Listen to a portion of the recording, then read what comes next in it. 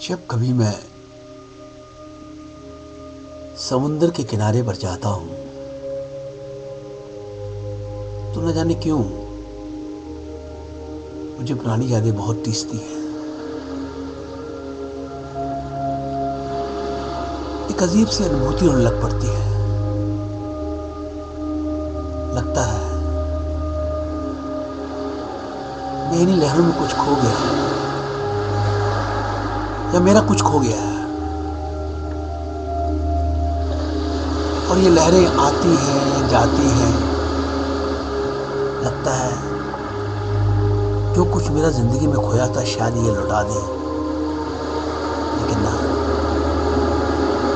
इसका काम है बार बार तट को छूना और फिर लौट जाना। क्या यादें भी यही करती हैं, आती हैं, टीसती हैं, मन को छूती है और फिर न जाने कहां गायब हो जाती है। लेकिन हाँ,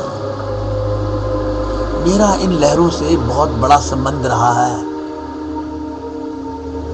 मैंने जिंदगी के बड़े खूबसूरत क्षण इन्हीं लहरों के आसपास गुजारे हैं। याद आता है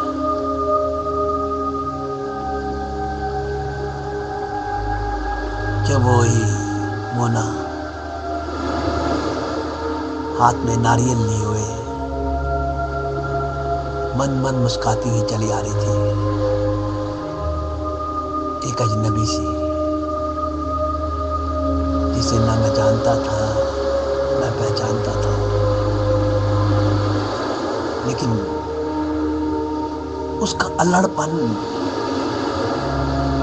उसकी खामोशी बहुत कुछ बता रही थी मुझे। और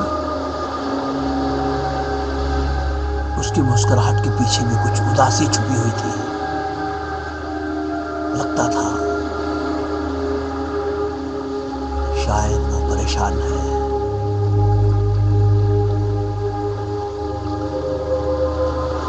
वैसे परेशान तो मैं भी था, बहुत परेशान था उस वक्त। कितनी स्ट्रगल कर रहा था कि शायद कहीं काम मिल जाए, कहीं ब्रेक मिल जाए, कोई प्रोड्यूसर मुझे बुला ले, किसी डायरेक्टर की आंखों में मैं खटक जाऊं।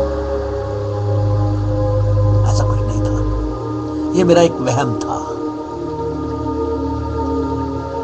मैं हमेशा ये सोचता था कि बस एक दिन ड्रीम मर्चेंट मेरे सामने आ जाएंगे, मेरे सारे ड्रीम पूरे कर देंगे।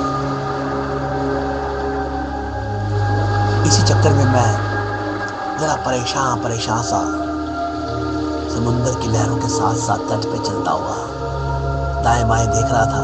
और तभी मोना मेरे सामने आ गई।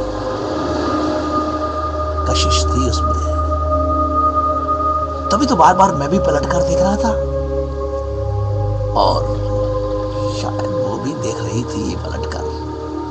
ऐसा एहसास होता है और ये सच भी था।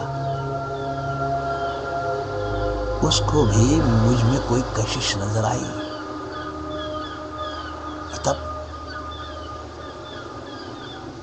तब ये स्काई लार्क की आवाजें उस दिन भी बिल्कुल ऐसे ही हुई थी।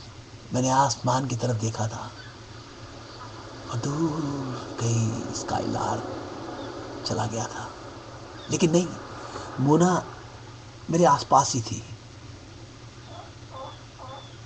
मैंने कोशिश की कि मैं उससे कुछ बात करूं, पर हिम्मत नहीं हुई। देखा, ऐसी आवाजें थी उस दिन भी जब मैंने पहली बार मोना को देखा था। और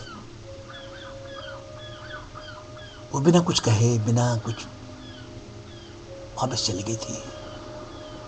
लेकिन एक चीज मैं देख रहा था कि वो जाते जाते मुड़ मुड़ कर मुझे देख रही थी। फिर तो बस रोज ऐसे नहीं लग पड़ा। मैं शाम को समुंदर के किनारे आ जाता, उसकी इंतजार करता, दूर दूर तक ढूंढता रहते, शायद फिर नजर आ जाए, लेकिन नहीं,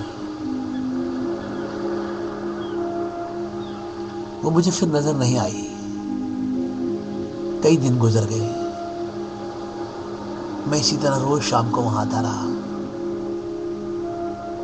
यहां तक कि अपनी मंजिल से भी भटक गया कि मैं शहर मुंबई में क्या करने आया हूं। अरे भाई, मैं तो वहां एक्टर बनने आया था। फिर ये अचानक मोना कहां से आ गई? क्यों इसके पीछे भटक गया जो मुझे दिखाई नहीं दे रही थी? बस यूं लगता था कि ये जितने स्काई लार्क बोल रहे हैं, ये आवाज उन्हीं की है, उसी की है। लेकिन ये मेरी भूल थी। तब मैंने एक दिन हिम्मत करके वो नारियल वाले के पास गया और उससे पूछा, अरे भाई, वो तुम्हारे यहाँ एक लड़की, अरे साहब हमारे यहाँ तो बहुत सारी लड़कियां आती है। मैंने कहा नहीं नहीं, एक लड़की कुछ दिन पहले आई थी। हाँ हाँ हाँ हाँ हाँ, याद आया साहब, बड़ी ट्रेजेडी हुई। मैंने कहा क्या? जी हाँ, वो जिस दिन नारियल पी थी, उससे अगले दिन ही वो समुद्र में डूब गई थी और उसकी लहरें उसको बहुत दूर ले गई थी। और बाबू साहब, उसकी लाश 2 दिन के बाद मिली थी, बहुत बुरी हालत में।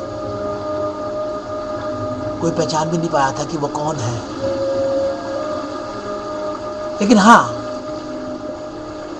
मैंने तो उसको नाम दे दिया था, मोना, कभी मत खोना।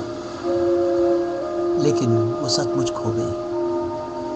आज मैं समुद्र के किनारे उन्हीं पलों को बार बार याद कर रहा हूं, एहसास कर रहा हूं।